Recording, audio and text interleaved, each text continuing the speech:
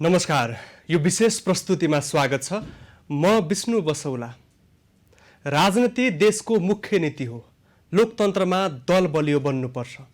तर नेपालका राजनीतिक दलहरू आन्तरिक सङ्घर्षबाट मात्रै होइन, विदेशी हस्तक्षेपबाट पनि कमजोर बनेको विभिन्न तथ्य र प्रमाणले देखाइरहेको छ। र अहिले सत्तारूढ नेकपाभित्रको विवाद चरम उत्कर्षमा पुगेको छ। विभिन्न तहबाट टीका टिप्पणी र व्याख्या विश्लेषण भइरहेको छ। पार्टी फुटको सङ्घारमा पुगेको भनिएको थियो। अहिले मिलन बिन्दु खोज्नका लागि औपचारिक अनौपचारिक संवाद भएको बुझिएको छ। र नेपालका अन्य दलहरू पनि आन्तरिक लोकतन्त्र सुदृढ बनाउन सकिरहेका छैनन्। आन्तरिक लोकतन्त्र दलभित्र कमजोर छ। नेपालका राजनीतिक दल कमजोर बन्दै जाँदा जनताले अपेक्षा गरे अनुसारको समृद्धि हासिल हुन सकेको छैन। र अहिले नेकपाभित्र जो करिब 2/3 मतको साथ सङ्घीय सरकारको नेतृत्व गरेको छ, सो पार्टीभित्र विवाद हुँदा प्रमुख प्रतिपक्षी दल नेपाली कङ्ग्रेस अहिले यो विषयमा जोडिएको छ। अहिले धेरै प्रकारका देशमा समस्या छन्। देश सङ्कटको अवस्थामा छ। प्रतिपक्षले प्रभावकारी भूमिका निर्वाह गर्न नसकेको नागरिक तहबाट आवाज उठिरहेका बेला एउटा सत्तासीन दलभित्रको किचलोमा प्रतिपक्ष मिसिएको छ। यो विषयलाई कसरी लिने? नेपालका दलहरू किन बलिया बन्न सकिरहेका छैनन्? सुखी नेपाली, समृद्ध नेपाल निर्माण गर्नको लागि दलहरूको भूमिका कहाँनिर चुकिरहेको छ? यी विषयमा हामी संवाद गर्दैछौँ। हामीसँग संवादको लागि राजनीतिक विश्लेषक पनि रहनु भएको छ र उहाँ नेपाली कङ्ग्रेसका नेता हुनुहुन्छ, लोकेश ढकाल। उहाँ स्टुडियोमा रहनुभएको छ। यहाँलाई स्वागत छ। धन्यवाद, नमस्कार। अब सत्तासीन पार्टीभित्रको आन्तरिक विवाद चलिरहेका बेला प्रतिपक्षी दलका सभापतिले प्रधानमन्त्रीज्यूलाई भेटेको प्रसङ्ग बाहिर आयो। यसलाई कति सामान्य रूपमा लिन सकिन्छ? अब प्रमुख प्रतिपक्षी दलको नेता, प्रधानमन्त्री, राष्ट्रिय राजनीतिका जोसुकै पात्रको बिचमा पनि भेट्नुलाई सामान्य हो। तर असामान्य परिस्थितिमा भएको अहिले भेट भएको हुनाले मान्छेले बाहिरबाट विभिन्न कोणबाट विश्लेषण गर्ने मौका पायो। त्यो दृष्टिकोणले चाहिँ नि अहिलेको भेटलाई विभिन्न एङ्गलबाट व्याख्या गरिएको छ। तर जसरी बाहिर व्याख्या गरिएको जसो गरी अन्तर्यमा चाहिँ त्यो ढङ्गको चाहिँ नि साउती भएको, राजनीतिक साउती भएको, राजनीतिक भलाकुसारी भएको संवाद भएको चाहिँ नि मैले ठानेको छैन, मैले जहाँसम्म बुझेअनुसार।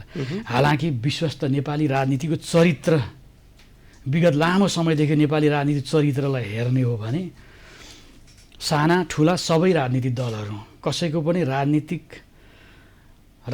दलभन्दा पनि दल विशेषको नेताको चरम सत्ता स्वार्थ को पृष्ठभूमिमा चाहिँ यस्ता घटनामाथि शङ्का गर्नुलाई नाजायज पनि भन्न मिल्दैन होइन। प्रचण्ड, ओली अथवा शेरबहादुर अथवा माधव नेपाल, अहिलेका राजनीतिका जुन प्रमुख क्यारेक्टर छ नेपालको राजनीतिको, यी बिचको भेटघाट सधैँ हुन्थ्यो नि। तर अहिलेको चाहिँ नि नेकपाभित्रको सत्तारूढ दलभित्रको जुन चरम आन्तरिक द्वन्द्व छ, उत्कर्षमा पुगेको छ, आज फुट्ला कि भोलि फुट्ला भनेको जस्तो स्थितिमा शेरबहादुर देउवा र प्रधानमन्त्रीको बिचमा 17 गतेको भेट र हिजो मात्रै उपनेता संसद, सत्तारूढ दलको संसदको उपनेताले मेरो पार्टी सभापतिलाई गरेको भेटलाई आधार मान्ने हो र बाहिर जुन चर्चा भएको छ, आशंका गरिएको छ, त्यसलाई म अस्वाभाविक त भन्दिनँ। तर अहिले दुईवटा कुनै सत्ता गलजोट र सत्ताको चाहिँ दृष्टिकोणबाट यो दुईटै भेट चाहिँ भएको चाहिँ मैले पाएँ। अनि यो जति पनि सरकार परिवर्तन र त्यसपछि एउटा टुक्रिएर अर्कोमा गएर सरकार बनाउने खालका टीका टिप्पणी भइरहेका छन्, यो सामान्य खालको छ? केही न केही यहाँको पार्टीबाट सङ्केत नभइकन त्यो विषय बाहिर आएको छैन? होइन, अब यसो छ, अब नेपाली राजनीतिमा विशेष 46 सालको राजनीति परिवर्तन पछिको 1 वर्ष अन्तरिम पिरियड हो। त्यसो 3.5 वर्ष गिरिजाप्रसाद कोइरालाको 1 बहुमतको शासन बाहेक, त्यस पछाडिको चाहिँ नि 51 सालको उपनिर्वाचन पछिको सिङ्गो राजनीति आजसम्म हामीलाई, आम नेपाली जनतालाई राजनीतिक दलहरूले सपना त निकै बाँडे होइन। अब संविधान सभाबाट संविधान बनिसकेपछि त देश त स्वर्गै बन्छ, काहेपलटै हुन्छ। मानौँ कि देशमा यो सबै समस्याको जड संविधान थियो र संविधान नबनेकै कारणले हो र अब संविधान जनताका प्रतिनिधिले संविधान बनाएपछि सबै काहेपलट नै हुन्छ भनेर हामीले भ्रम छर्यौँ। त्यस पछाडि त्यो संविधान पछाडि अब 2/3 सरकार बन्यो। जनता वाक्क दिक्क थिए, आएराम गएराम एउटै दलको चाहिँ बहुमत नहुँदा, हालाकि काङ्ग्रेसलाई दुईचोटि नेपाली जनताले स्पष्ट बहुमत दिए, काङ्ग्रेसले त्यसलाई त्यो बहुमतलाई सम्हालेर देशको लिडरसिप गर्न सकेन, आन्तरिक द्वन्द्वलाई व्यवस्थापन गर्न सकेन। अहिले संविधान सभाबाट संविधान जारी गरिसकेपछि पहिलो संसदको निर्वाचनबाट काङ्ग्रेसलाई जनताले दण्डित गरे। त्यो किन दण्डित गरे? काङ्ग्रेसको भूमिकाले, काङ्ग्रेसलेको विचारले, काङ्ग्रेसको कर्मले, काङ्ग्रेसको नेताको गलत बाटोको कारणले त्यसको दण्ड गरे। त्यो काङ्ग्रेसको दण्डको पुरस्कार चाहिँ नि नेकपाले पाएको, नेकपाले नेपाली जनतालाई रिझाएर, नेपाली जनतालाई खुसी पारेर, नेपाली जनताको मन र ढुकढुकीमा बसेर होइन कि काङ्ग्रेसको कुकर्मको चाहिँ नि एकमुष्ट पुरस्कार उनले पायो। र ऐन मौकामा दुईटा पार्टी एक भए, निर्वाचनको ऐन मौकामा दुईटा। त्यो पृष्ठभूमिमा नेपाली जनताले नेकपालाई चाहिँ नि 2/3 झन्डैको नजिकको मत दिएर स्पष्ट बहुमतको सरकार बनाउने अवसर दिए। तर त्यो अवसरलाई जसरी हिजो काङ्ग्रेसले जनताले दिएको बहुमतलाई सम्हाल्न सकेको थिएन, चुकेको थियो, आन्तरिक द्वन्द्वलाई व्यवस्थापन गर्न सकेको थिएन, त्यहाँ राजनीतिक विचार र चिन्तनमाथि कुनै डिफ्रेन्स होइन, देश कसरी बनाउने, राष्ट्रियताको इस्युमा, आर्थिक कार्यक्रमको इस्युमा, डेमोक्रेसीको मूल्य र मान्यताको विषयमा कहीँ डिफ्रेन्स होइन, कुनै कार्यक्रम विषय होइन, केवल सत्ता स्वार्थ। त्यो सत्ता स्वार्थलाई व्यवस्थापन गर्न नसक्दा अहिले कम्युनिस्ट पार्टी चाहिँ यो झन्डै फुटको डिलमा आइपुगेको छ। एकातर्फ त कम्युनिस्ट पार्टी एकीकरण नै पुरा भइसकेको छैन, नेकपा एमाले र माओवादी केन्द्रको बिचमा एकीकरणको प्रक्रिया छ। जबसम्म अधिवेशन प्रतिपक्षी दलले अङ्कगणितै हिसाब गर्ने समय हो त यो। प्रतिपक्षी दलले नेपाली कङ्ग्रेसलाई अहिले 5 वर्षसम्म खुब प्रतिपक्षमा बसेर खबरदारी गर्न जिम्मेवारी नेपाली जनताले म्यान्डेट दिएको। हालाकि यो झन्डै 2.5 वर्षको संसदको अभ्यासमा काङ्ग्रेसले जुन ढङ्गले प्रमुख प्रतिपक्षी दलको हैसियतले सरकारबाट गरेका कमी कमजोरी, सरकारकै यति आलोचना योग्य यस बिचमा यति धेरै छ, भ्रष्टाचारका केसहरू त तपाईँको कति अहिले हामी छलफल गर्न सक्दैनौँ। अरू राष्ट्रियताका मुद्दा अहिले तपाईँको सबैभन्दा पनि सबै काम छोडेर कोरोना नियन्त्रण गर्नको लागि यत्रो चाहिँ विश्वव्यापी महामारी छ, यो कोरोना नियन्त्रण गर्नको लागि प्रमुख प्रतिपक्षीय दलसहित सिङ्गो सत्ता पक्ष र सबै राजनीतिक शक्तिलाई हातमा लिएर यो रोगबाट जनतालाई कसरी सुरक्षित गर्ने, जनतालाई कसरी बचाउने भन्ने अहिले त एउटै मात्रै मुद्दा हुनुपर्थ्यो। तर हामी त कात्रोमा पनि घुस खाने होइन, कफिनमा पनि घुस खाने, औषधिमा कमिसन खाने, यो मनोवृत्तिले गर्दाखेरि सत्ता पक्ष त चरम आलोचनामा छँदैछ। तर सत्ता पक्षको आलोचनामाथि प्रमुख प्रतिपक्ष दलको भूमिका आम नेपाली जनताले, म जस्तो एउटा काङ्ग्रेसको कार्यकर्ता हुनुको नाताले, मेरो नेतृत्वले, मेरो पार्टीले, संसदीय दलले संसदमा जुन किसिमको भूमिका निर्वाह गरोस् भन्ने म अपेक्षा राख्थेँ, त्यसबाट काङ्ग्रेस चुकेको छ। र अहिलेको सन्दर्भमा तपाईँले भन्नुभएको विषय पनि, यदि हामी काङ्ग्रेसलाई 5 वर्षको लागि मलाई लाग्दैन काङ्ग्रेस त्यहाँ जान्छ भन्ने, यो अहिले जुन किसिमको सतहमा आएको छ त्यो म विश्वास गर्दिनँ।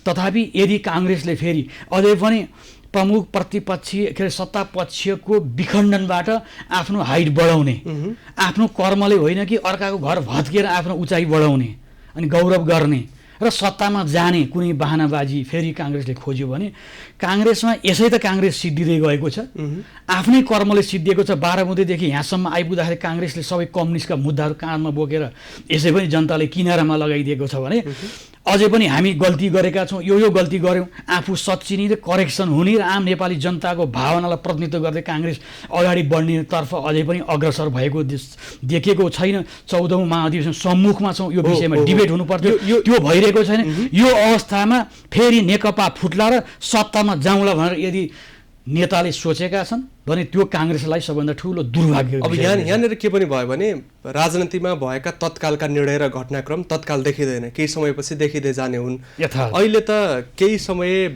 यता प्रतिपक्षी किन कमजोर बनेको छ भनेर नागरिकले त सत्ताको लागि मोलमोलाई भएको रहेछ भन्ने त बुझ्न थाले नि त। अब त यहाँनिरबाट त पार्टीलाई नै सङ्कट। अब भोलि नेपाली शङ्का गर्नका लागि प्रशस्त ठाउँ छ। यो त किनभने बलियो शङ्का गर्ने त आधारै भयो त यो विष्णुजी है त। काङ्ग्रेसमाथि पनि सत्ता पक्षमाथि पनि किनभने हाम्रो चरित्र हाम्रो विगतको लामो ट्र्याक रेकर्ड जो छ त्यसको आधारमा आम नेपाली जनताले सन्देह गर्ने ठाउँ छ। किनभने राजनीतिक दलहरू करेक्सन सत्ता पक्षमा भएको दल पनि देशलाई लिड गर्न असफल भयो। 5 वर्षलाई जनताले म्यान्डेट दिएको छन्। यो 2.5 वर्षमा पुरै रूपमा चुरचुर भइसकेको छ। एकातर्फ सत्ता सञ्चालनमा असफल छ, अर्कोतर्फ पार्टीभित्रको आन्तरिक द्वन्द्व थप सिर्जना भएर आएको छ। पार्टी एकीकरणको कार्यभार उहाँहरूको पुरा भइसकेको छैन। जबसम्म उहाँले पार्टी महाधिवेशन सम्पन्न गर्न सक्छ त्यो बेलासम्म पार्टी एकीकरण पुरा रूपमा भइसकेको मानिँदैन। काङ्ग्रेस आफै 14औं महाधिवेशनको हामी सङ्घारमा आइपुगेका छौँ। महाधिवेशन त गएको माघ फागुन महिनाभित्र भइसक्नु पर्थ्यो पार्टी विधान अनुसार। पार्टीले विधानले व्यवस्था गरे अनुसार थप्यौँ 1 वर्ष। विशिष्ट परिस्थितिमा थप्ने हो। तर सामान्य अवस्थामा पनि हामीले अधिवेशन गर्न नसक्ने, राज्यमा ठुलै जब चाहिँ विप्लव छ, राजा ज्ञानेन्द्रको शासनकालमा त हामीले महाधिवेशन गऱ्यौँ भने अहिले त तपाईँको चाहिँ सामान्य स्थितिमा गर्न नसक्ने अवस्था थिएन। तर हाम्रो नेतृत्वको नेपाली कङ्ग्रेस केन्द्रीय कार्यसमितिको निकम्मापनको समग्र रूप हो हामीले समयमा अधिवेशन गर्न सकेनौँ। र अहिलेको अवस्थामा नेपाली कङ्ग्रेसले यहाँले भन्नुभयो जस्तै सत्ता पक्षले जुन किसिमका मुद्दाहरू यस बिचमा उठाउनु पर्थ्यो, हामी विशेष गरेर सबैले ठुल्ठुला कता तपाईँको चाहिँ नि भ्रष्टाचारका केसहरूमा प्रत्यक्ष अप्रत्यक्ष नेपाली काङ्ग्रेसकै नेताहरूको नाम पनि जोडिने र त्यो परिस्थितिमा संसदमा जोरदार रूपमा चाहिँ नि त्यो मुद्दाहरूमा काङ्ग्रेसले मुद्दा नउठाउनलाई कता चाहिँ नि मान्छेलाई शङ्का गर्ने ठाउँ दिएको छ काङ्ग्रेसले। अब यसलाई शङ्का मात्रै मान्यो भने, यहाँले यसलाई अस्वीकार गर्ने हो भने यत्रो लामो समयदेखि जुन प्रतिपक्षको भूमिकामा देखिएन, त्यसो भए सत्ताको लागि मोलमोलाई पनि गरिरहेको थिएन, यसको लागि आश गरेर बसिरहेको छलफल पनि गरिरहेको थिएन भनेदेखि प्रतिपक्षको भूमिका बलियो गरी किन निर्वाह गर्न सकेन त? यहाँनिर केले रोक्यो? नेतृत्वलाई मात्र दोष दिन मिल्छ? होइन, मैले चाहिँ नि यो होइन, मूल कुरो त अहिले नेपाली कुनै पनि राजनीतिक दलको प्रथम अथोरिटी भनेको लिडरसिप हो। त्यो पार्टीको प्रथम म्यान भनेको सभापति हो होइन। त्यस पछाडि चाहिँ वर्किङ कमिटी हो, पदाधिकारी सबै जिम्मेवार हुन्। त्यहाँ र एउटा काङ्ग्रेसको कार्यकर्ता भएको नाताले कति भागमा पर्छ, मेरो भागमा पनि पर्ला, मेरो पनि जिम्मेवारी होला। तर हामीले चाहिँ यो यसो भनिरहँदाखेरि यहाँले भने उठाउनु भएकै जो जुन आशंका छ जिज्ञासाको बिचमा, यो दुई नेकपाभित्रको एमाले पक्षधर, अब एमाले भित्र पनि अहिले त एमालेका पनि एउटा फ्याक्सन, 2-3 कतिवटा फ्याक्सन भनौँ, त्यसरी नजाउँ। अब झलनाथ, माधव नेपाल, वामदेव गौतम सहित उहाँहरू त अहिले कसको कित्तामा हुनुहुन्छ? प्रचण्डको कित्तामा हुनुहुन्छ।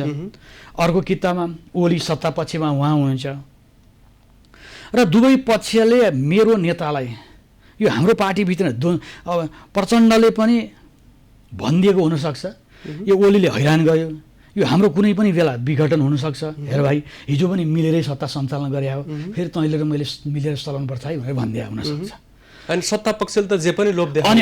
अनि अर्को सत्ता पक्षभित्रको पनि प्रतिपक्ष नि, सत्ता पक्ष काङ्ग्रेसमा प्रतिपक्ष छैन रामचन्द्रजी होइन। अब काङ्ग्रेसभित्रको पनि प्रतिपक्ष छ नि त। भने जस्तै चाहिँ तपाईँको उहाँहरूको भित्र सत्ता पक्ष र सत्ताभित्रको प्रतिपक्ष छ नि त। भने अनि सत्ता पक्षमा ले पनि प्रधानमन्त्रीजीले पनि शेरबहादुरजीलाई त यो ओलीले ज्यादै दुःख दिइरहेछ, तँ र म मिलेर चलाउनुपर्छ नभने यी नेपाली राजनीतिक क्यारेक्टर, हाम्रा नेताको क्यारेक्टरलाई बुझ्दाखेरि यो नभनेका छन् भनेर भन्न चाहिँ सकिँदैन होइन। त्यस कारणले यिनीहरूको पार्टीको पुरा रूपमा एकीकरण भइसकेको अवस्था पनि होइन। फेरि ओलीले एक्लैले सत्ता भनेको बहुमतले मात्रै खाने होइन, सत्ता भनेको सेयर गर्नुपर्छ। जस्तो गिरिजाप्रसाद कोइरालाले सत्ता सेयर नगर्दा पार्टीमा त गणेशमान सिंह र कृष्णप्रसाद भट्टराईको गिरिजाबाबुको भन्दा कम योगदान थिएन। सिनियरिटीको हिसाबले त उहाँ दुईजना अन्तिम संस्थापक नेता हुनुहुन्थ्यो, गिरिजाबाबु त संस्थापक नेता त होइन। हालाकि उहाँ पनि स्थापना कालदेखिको लिडरसिप हो, तर उहाँ त त्यस बेलामा चाहिँ पार्टीको हाइरार्कीमा त हुनुहुन्थेन। बिपी कोइरालाहरूको अगाडि गणेशमानजी, कृष्णप्रसाद भट्टराई, सूर्यप्रसाद उपाध्याय, तपाईँको सुवर्ण शमशेरको अगाडि त गिरिजाबाबु त हुनुहुन्थेन। भने त्यो बेला 2003 सालमा काङ्ग्रेसका स्थापना गर्ने संस्थापक नेता गणेशमानजी र कृष्णप्रसाद भट्टराई पार्टीमा संसद दलमा अल्पमतमा पर्नुभयो भन्दैमा उहाँहरूलाई किनारामा पार्ने जो प्रयास गरियो, उहाँहरूले आफ्नो जीवन छँदै आँखाबाट आँसु झारेर काङ्ग्रेसबाट अलग भएर बस्नु पर्यो किशोरजीले गणेशमानजीले भने सत्ता भनेको सेयर गरेर सबैलाई मिलाएर लिएर जानुपर्छ। जसरी विजयबाबु त्यसमा चुक्नु हो त्यसै गरी अहिले कमरेड यो केपी शर्मा ओली जो प्रधानमन्त्री पदमा हुनुहुन्छ यत्रो 2/3 झन्डै मेजर बिचमा त मधेस केन्द्रित दलको समेत लिएर 2/3 मेजर नै हुन्थ्यो। उहाँहरू संसदमा जे पनि संविधान संशोधन गर्ने तागत राख्नुहुन्थ्यो। हामी के गर्न सक्थ्यौँ काङ्ग्रेसले? काङ्ग्रेस कमजोर प्रतिपक्ष यसै पनि भूमिका सङ्ख्याले मात्रै हुँदैन। पहिलो संविधान सभामा काङ्ग्रेस योभन्दा पनि कमजोर थियो तर कति बुलन्द यहाँको शब्दलाई सापटी लिँदा सत्तापक्षभित्रको प्रतिपक्षले केही लोभ देखाइदियो भन्दैमा धर्म नै डगमगाउने कस्तो खालको नजिर हो यो? हिजो हामीले धर्ममा डगमगायौँ, प्रतिपक्षको धर्म डगमगाउने होइन। सिङ्गो काङ्ग्रेसले त प्रतिपक्ष मात्र काङ्ग्रेस पक्षमा रहोस् प्रतिपक्षमा रहोस् यो देशको डेमोक्रेटिक आन्दोलनको अथोरिटी हो। काङ्ग्रेसको विकल्पमा काङ्ग्रेसलाई चुनौती दिन सक्ने सामर्थ्य कसैको छैन। इतिहासमा खेलेको गौरव, तर त्यो गौरवको गीत मात्रै गाएर काङ्ग्रेस अगाडि बढ्दैन। वर्तमानमा भूमिका खेल्न सक्नु पर्यो। वर्तमानमा लिडरसिपले त्यो भूमिका खेल्न सकेनन्। म अहिले तपाईँ यो 2-3 दिन बिचको एमाले र नेकपाको पुरानो दुईटा दल गठबन्धन भएर नेकपाको घरको द्वन्द्वको कारणले काङ्ग्रेस फेरि तपाईँ सत्तामा जान रियाल काटिरहेको छ कि भन्ने सन्देहको दृष्टिकोणले यो भन्नुभएको छ भने हिजो भएको केन्द्रीय कार्य समितिमा आएका विचार अनि त्यस पछाडि शेरबहादुर देउबा र प्रधानमन्त्रीको बिचमा भएको 17 गतेको संवाद, त्यसो हिजो चाहिँ उहाँहरूको उपनेता सुभाष नेङमाङ र मेरो नेताका बिचमा भएको छलफलकै आधारमा भन्ने हो भने यसमा मैले शङ्का गर्ने ठाउँ देखाएको छैन। तर बाहिर मिडियामा छाएको बाढीलाई हेर्ने हो त क्या हो क्या जस्तो चाहिँ छ। अब मिडियालाई त कुरा बाहिर नआए मिडियामा लेखिन्छ होइन। हावा नचलिकन पात हल्लिन्न भन्छन्। कहिलेकाहीँ हावा चलाउनलाई हावा नचले पनि बाँदर गरेर पनि हल्लाइदियो भने हावा चल्छ हेर्नुहोस्। त्यसमा हावा नचलेर पनि पात हल्लिन सक्छ। एउटा ठुलो चरा गरेर त्यहाँ बसेको भए पात हल्लिन सक्छ। एउटा बदमासले रुख हल्लाइदिन पनि सक्छ। चरो कहाँबाट उडेर आयो त्यसो भए? अब चरो उडेर आएको पनि हुनसक्छ, नउडे पनि हुनसक्छ, यसै हल्ला चले पनि हुनसक्छ। आज तपाईँको बिचमा उभिएर मैले बोलेँ म मेरो नेताहरूको चरित्र र विगतको क्यारेक्टरलाई हेर्ने हो भने आशंका म गर्न सक्छु। सत्ताका लागि जे पनि गरे, पार्टीको सिद्धान्त चिन्तन मूल्य मान्यतालाई सबै तिलाञ्जली दिएँ भनेदेखि अब अहिलेको परिस्थितिको गतिविधिलाई हेरिरहँदाखेरि चाहिँ काङ्ग्रेसले प्रतिपक्षीय दलको सशक्त भूमिका सडक संसदमा यी सबै भूमिका निर्वाह गर्न जुन सामर्थ्य काङ्ग्रेस देखाउनु पर्थ्यो मैले अघि नै भनिसकेँ। नेपालको म शङ्का गर्न चाहिँ अहिले चाहिँ म विश्वस्त हुन सकेको छैन। ल ठिक छ, अहिले नेपालको राजनीतिको नजिरलाई अवस्थालाई राम्रोसँग नजिकबाट बुझ्नु भएको व्यक्ति अहिले त्यसो भए कतैबाट उडेर चरो आएको छ त उथल पुथल गराउनलाई यो परिस्थिति होइन। चरो त उथल पुथल गराउन त आजै मात्रै पनि होइन, हिजो मात्रै पनि यो वैशाखमा त हिजो त नेपाली राजनीतिमा माइक्रो म्यानेजमेन्ट गर्ने दक्षिणतिरको मात्रै हुन्थ्यो। अहिले यो माइक्रो म्यानेजमेन्ट गर्न एउटा पार्टीको आन्तरिक द्वन्द्वलाई व्यवस्थापन गर्न समेत उत्तरतिरको प्रत्यक्ष हस्तक्षेपलाई देखिसक्यो। अहिलेको परिस्थितिलाई 2 महिना अगाडि पार्टी झन्डै वैशाखमा फुट्न लागेको परिस्थितिमा होइन चिनिया राजदूत याङछीको चाहिँ हुयान्छीको गतिविधि सबै नेताको घर दौडेको हिजै मात्रै माधव नेपाल होइन माधव नेपाललाई चाहिँ उहाँले भेट्नु भएको छ, प्रधानमन्त्रीलाई भेट्दै हुनुहुन्छ सबै। भनेपछि अब हिजो चीन के थियो भने एक नेपाल चाहे त्यो सत्ता परिवर्तन होस् चाहे त्यो चाहिँ व्यवस्थै परिवर्तन होस्, उसले एक चिनी नीतिमा बोलिदिएपछि नेपालबाट अरू असुरक्षाको महसुस उसले गर्दैन थियो। तर अब अहिले नेपालको राजनीतिमा उत्तर पनि माइक्रो म्यानेजमेन्टमै आउन थाल्यो, दक्षिणतिर त आएकै छ। अब यो परिस्थितिमा तपाईँले हेर्दाखेरि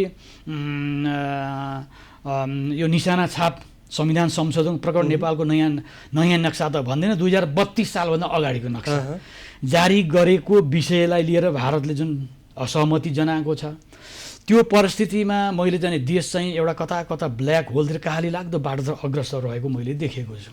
अब यो सत्ता यो अहिलेको वर्तमान ओली सरकारसँग मिडियाबाट विभिन्न अन्य सूत्रबाट बुझिरहँदाखेरि वर्तमान भारतीय सत्ता पक्ष संवाद गर्ने परिस्थितिमा छैन।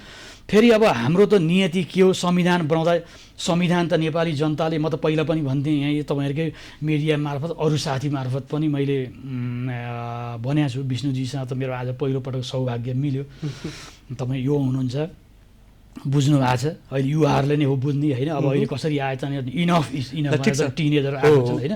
अब यावत विषय छ, यसलाई म अर्कोतर्फ कहाँनिर लगेर जोड्न चाहेको भने अहिले एमसिसीको कुरा जुन उठिरहेको छ, नेपाली कङ्ग्रेसको पालामा सम्झौता भएको, नेपाली कङ्ग्रेसका सभापतिजी त्यसलाई जसरी नै पास गर्नुपर्छ भन्ने, प्रधानमन्त्रीजी पनि पास गर्नुपर्छ भन्ने, पार्टीका नेताहरू छेक्ने। अब एमसिसीलाई पास गर्न मात्रै किन मिल्नु पर्यो, सत्ता नै साझेदारी गरेर मिलौँ भनेर तयारी गरेको र अर्को शक्ति पो यहाँ हाबी छ भन्ने पो चर्चा हुन थाल्यो त। मलाई प्रधानमन्त्रीजी एमसिसी पास गर्नको लागि चाहिँ नि मरिहत्ते गर्नुभएको छ भन्ने विश्वास, मरिहत्ते गरेको चाहिँ देखाएको मात्रै हो उहाँले। प्रधानमन्त्री चाहिँ उहाँ एमसिसी पास होस् भन्ने पक्ष भन्दा पनि सत्ता कसरी चाहिँ आफ्नो टिकाउँ भन्ने मात्रै। कोरोनामा पनि चिन्ता छैन, एमसिसीमा पनि चिन्ता छैन। त्यो झन्डा अब भारतसँग चाहिँ एउटा झन्डा नक्सा निकालिहालेँ। अब नक्सा निकालेर मैले चाहिँ अब चाहिँ नि संविधान संशोधन सबैको साथले संविधान संशोधन गरिहालेँ। अब मेरो काम सिद्धियो भन्ने मलाई त्यहाँ, किन भारत सरकारसँग कुनै संवाद, अहिले संवादहीनताको स्थिति छ, स्टेग्नेन्ट छ। एक किसिमले एउटा सम्बन्ध विच्छेदको जस्तै। राजदूतावास छ, राजदूत यहाँ निवास छ, राजदूतको गतिविधि देखिएछ, नेपाली भारत राजदूतको होइन भने दुई सरकार बिचको अहिले सम्बन्ध विच्छेद जस्तो अवस्था छ एकपछि राजनीतिक दृष्टिकोणले भन्ने हो भने। अब सिद्धान्त पढाउने छिमेकी जति घर घरै ढोकामा भेट्न जान्छ, अर्को छिमेकी अर्को पक्ष त फेरि त्यसरी जाँदैन, भित्री रूपमै काम गरिरहेको हुन्छ होइन। सबै भित्री बाहिर जम्मै हो। अब अहिले त अब हिजो उताबाट भित्री हुँदैन थियो, बाहिरबाट हुन्थ्यो, अहिले छ्याङ्नै भएको मात्रै हो। अब अहिले सिजिङ विचारधारालाई पढाउने गर्ने, उहीँबाट क्लास लिने, अब तिमीहरू चाहिँ यो ढङ्गको विकासको मोडेल गर सिजिङ विचार भनेर भन्ने त त्यो त अब छ्याङ्नै आयो उताबाट पनि। दक्षिणतिर गयो सबै छ्याङ्नै नै हो होइन। 12 बुँदे समझदारी गराउनदेखि लिएर यहाँसम्म आउँदाखेरि 2टा संविधान सभा निर्वाचन भएर संविधान निर्माण हुँदै यो निर्वाचन भएर आज तपाईँ र म बिचमा यो टेबलमा गर्दासम्म उनीहरू पनि चुप लाएर बसेका छैनन्। तर के भने अब तपाईँले एउटा भारतसँग चिठी लेख्न पर्यो भने पनि नेपालले कुराकानी गरी पाऊँ भनेर चाहिँ हामी संवादमा वार्ता बसौँ भनेर चाहिँ परराष्ट्र मन्त्रालय भारत स्थित परराष्ट्र चाहिँ तपाईँको चाहिँ मन्त्रालय चिठी लेख्नु पर्यो भने पनि नयाँ लेटर प्याड प्रयोग गर्नु पर्यो। त्यो गुरु सिंह हाम्रो नयाँ निशाना छाप जाने हो, उसले त्यो मान्यता नदिने स्थिति रहन सक्छ। अब त यस्तै हाम्रा हालाकि नेपाल र भारत बिचको हाम्रो सम्बन्ध ऐतिहासिक होइन, जनस्तरमा धार्मिक सांस्कृतिक सबै दृष्टिकोणले हाम्रो सिमाना खुल्ला छ। पासपोर्ट चाहिँदैन, परिचय चाहिँदैन होइन। अब त भोलिका दिनमा अब जारी भएको परिचयले त्यो चाहिन्न भने तापनि परिचयको लागि देखाउनु त पर्छ। एउटा युबिसी एकातर्फ सन्दैछ, पार्टीबाट सुरु गरेको फेरि पार्टीमै गएर बिट मारौँ, समय थोरै छ। अब लोकतन्त्रको लागि लडेको लोकतान्त्रिक पार्टी नेपाली कङ्ग्रेसमा एउटा व्यक्तिको निर्णय हाबी हुने परम्परा विगतदेखि नै छ। यो किन भइरहेको छ? पार्टीभित्र आन्तरिक लोकतन्त्र किन मजबुत बन्न सकिरहेको छैन र पार्टीभित्र विधानले पार्टीको नेतृत्व गर्ने अवस्था किन आएको छैन? यो अवस्था ल्याउनको लागि युवा नेतृत्वले के गर्ने? बडा महत्त्वपूर्ण र अहिलेको सान्दर्भिक कुरोमा आउनुभयो होइन।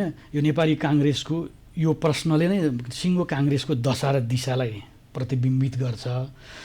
नेपाली काङ्ग्रेस मैले अघि नै भने प्रजातान्त्रिक आन्दोलनको अथोरिटी, इतिहासमा गौरवशाली भूमिका निर्वाह गरेको 74 वर्ष भयो काङ्ग्रेसको इतिहास होइन। तर यो 74 वर्ष अझै पनि हामी प्रजातन्त्र स्थायित्व गर्न सकिरहेका छैनौँ। 74 वर्षमा राष्ट्रियतालाई हामीले सुदृढ गर्न सकिरहेका छैनौँ। समाजवादको गीत गाउँदै हिँडिरहेका छौँ, सत्तामा बसेको बेलामा समाजवादलाई इस्ट्याब्लिस गर्न सकेका छैनौँ। भनेपछि हामी र आन्तरिक जीवनमा प्रजातन्त्रलाई सुदृढ गर्न सकेका छैन। यी सबै हुनुको एउटै मूल कारण चाहिँ नेता स्वेच्छाचारी हुनु। निश्चय पनि नेपाल कुनै पनि दलको जो प्रमुख हुन्छ उसको चरित्र, व्यवहार, सिद्धान्त, क्षमता सबैको रिफ्लेक्सन पार्टीमा पर्छ। ऊ पार्टीको प्रथम अथोरिटी हो, उसमा शक्ति, विधानले शक्ति पनि दिएको हुन्छ। तर त्यसको साथसाथै पार्टीमा चाहिँ महाधिवेशन समिति हुन्छ, महासमिति हुन्छ। अब महासमिति बैठकले दिएको निर्णय पार्टी सभापतिले उल्टाइदिनुहुन्छ, केन्द्रीय कार्य समितिले उल्टाइदिन्छ। पार्टीको विधान विपरीत गएर पार्टी सभापति काम गर्नुहुन्छ। पार्टीको विधानले 14 सदस्यीय संविधान संसदीय समिति गठन गर्ने व्यवस्था गरेको छ। 24 सदस्य विधान समितिमा त्यहाँ सबै त्यसमा गएर गठन त्यो समितिमा बसेर आफ्नो मान्छेलाई टिकट बाँड्नलाई विधान विपरीत बसेको कमिटीमा बस्दैन भने एउटा एकजना हिम्मत गर्दैन। भनेपछि हाम्रो आन्तरिक जीवनमा चरित्र, व्यवहार सबै नसुध्रिकन आन्तरिक जीवन त्यो प्रजातान्त्रिक पद्धति बलियो हुँदैन।